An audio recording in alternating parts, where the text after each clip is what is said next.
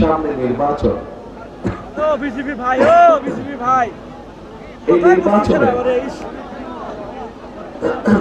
আমাদেরকে দেশের মানুষকে একটি সিদ্ধান্ত নিতে হবে। এই নির্বাচনটি নিশ্চিত করবে আগামী দিনে এই দেশের মানুষের জবাবদিহিতার মূলক সরকার তৈরি হবে কি হবে না।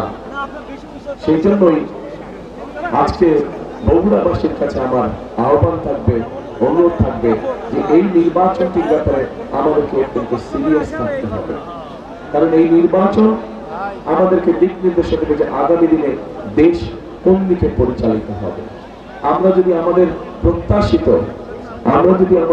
প্রত্যাশিত কাঙ্ক্ষিত লক্ষ্যে দেশকে নিয়ে যেতে চাই, অবশ্যই তাহলে আমাদেরকে গণতান্ত্রিক ব্যবস্থাকে প্রবর্তন করতে হবে এবং তার জন্য 12 তারিখের নির্বাচনটা অত্যন্ত গুরুত্বপূর্ণ।